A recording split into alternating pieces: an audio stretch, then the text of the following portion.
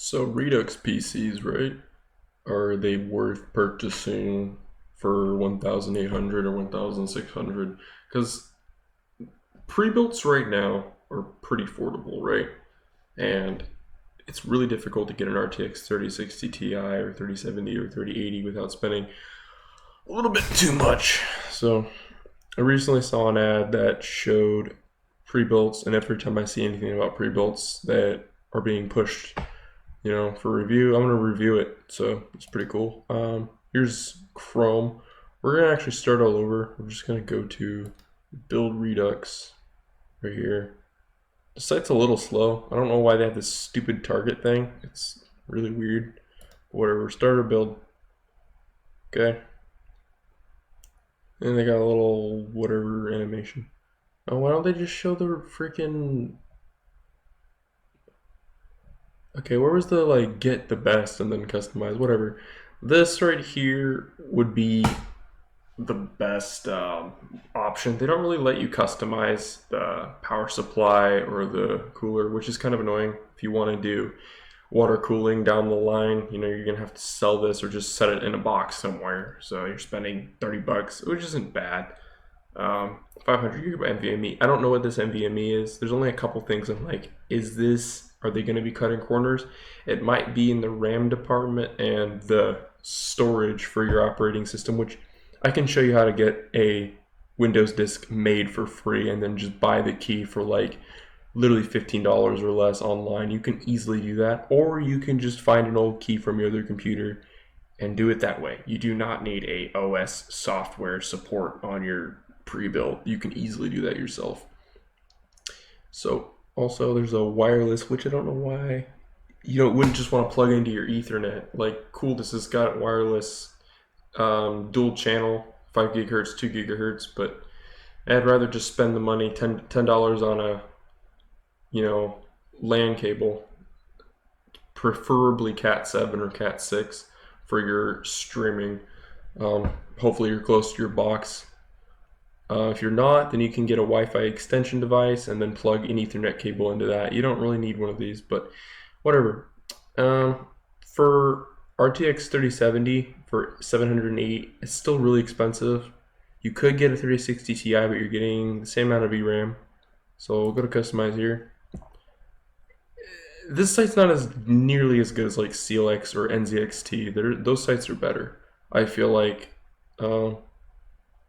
minus $76 for 6700 XT. You could actually go with the 6700 XT at this point for 12 gigabytes if you want to have a better workstation versus gaming. This will do both. If you want more VRAM, I would honestly recommend, if you're a YouTuber, to get the 6700 XT or get the 3060 12 gigabyte, because then you'd be saving a bunch of money. Either way, you're going to be looking at this getting around to 1,800 anyways. But for that extra performance, might as well. 3060, looking at 1,500.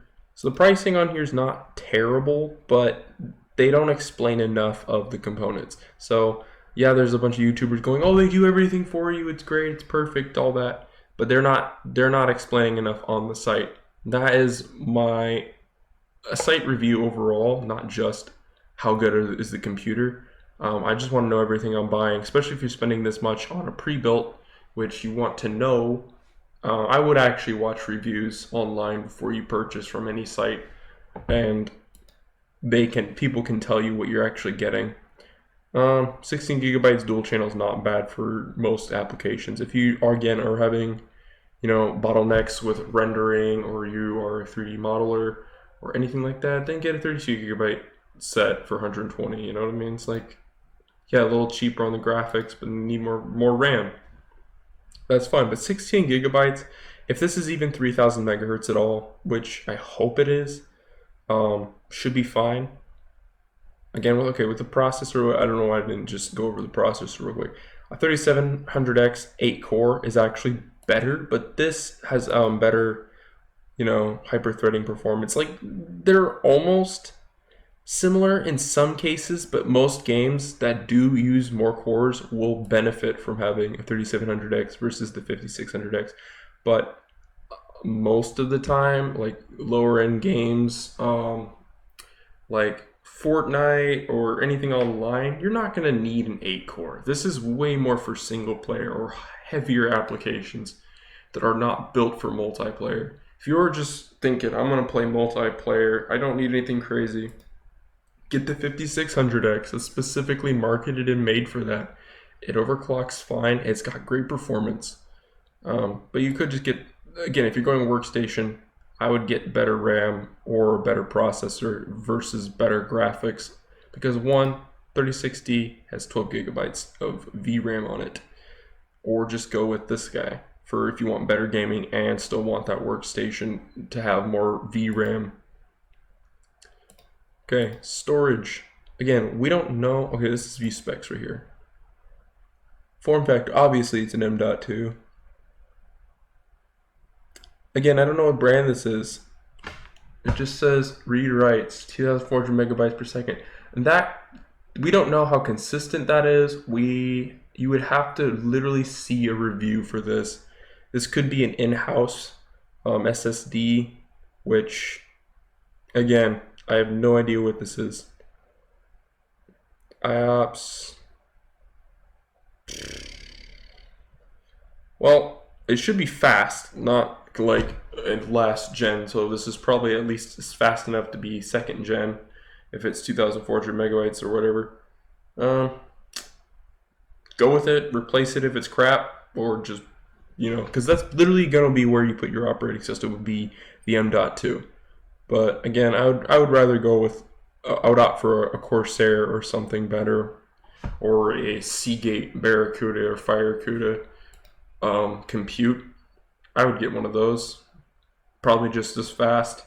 These are probably old gen, like they probably have bins of these of components they've purchased back, or they've gotten them wholesale somehow and then they're just putting them in here or rebranding them. That's what this could be. Who knows?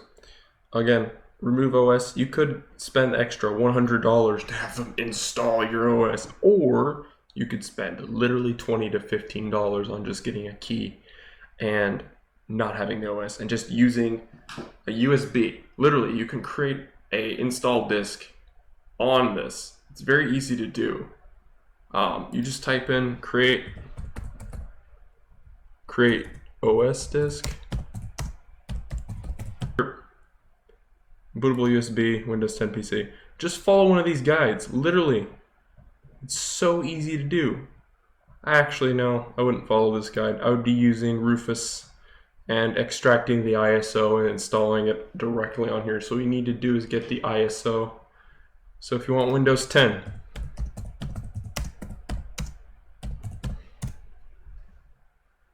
this image right here, directly from Microsoft, you can just download Windows 10 ISO, get the key either from someone selling it, or just use it from your own computer. You can use the key on your Windows 11 or Windows 10 computer if you have a Windows 11 install disk or ISO. Same thing, okay? So what we're looking at now is we're going to apply these changes and just look at what we've done here. So we have an RTX 3060, 12 gigabyte, and we have a Ryzen 7. So this is more opt for better performance. The reason why you would probably want to say a Ryzen 7 36700 or 3700X is because you're going to want to update or upgrade when you have a graphics card on sale. So let's say when the 4000 series comes out, or AMD's 7000 series or 8000 series comes out, the old cards are going to eventually go on sale. So your RTX 3080, you could probably get it for 700, maybe. I don't know. That is a huge guesstimation. It's probably not true, but you could get something on sale later versus getting a pretty good deal on a Ryzen 7 3700X. I'd rather have a better CPU and just buy a cheaper GPU for now and have pretty good performance, because this is equivalent to like a 1080 or a 1080 Ti if you overclock it a little bit. Maybe a little under a 1080 Ti, but still you'd be getting good coverage for now until you upgrade later. again, I don't know what this 600 watt power supply is, but also with power usage right now, this should be fine with having 600 watts versus pulling 700 or 800 watts overclocking or anything like that. But I would recommend actually getting a slightly higher TDP for your power supply, like 700 watts at least, or 750 watts. X570 AMD. This looks like it's an Asus motherboard, which I heard they're pretty good for the newer ones.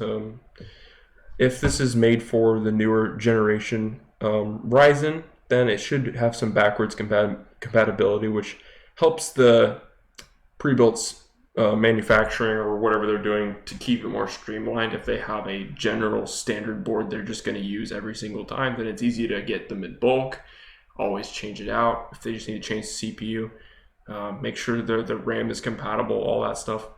I've heard of incompatibilities with Asus motherboards with the RAM and the Ryzen CPUs, but they probably understand everything like that, so they quote unquote might have a special sauce. I don't know what would that even mean, but for this price, literally 1,600, this is not bad. Plus maybe 100 or 200. I don't know how much the shipping is. And cool, you can try codes with capital 1. Whatever. This is not bad. If you could get this cheaper, by getting a lower end processor, CPU, you could do that. But yeah, like other sites, you could be looking at 1,700 or more for this. So this is still roughly in that. Probably. This is at next step, so it'd have to be next step for shipping. But this is still going to cost you pretty much the same as any other site like NZXT or CLX or ZX or whatever. It's not that big of a deal. Especially on NZXT, they explain to you literally every single option and what those components are.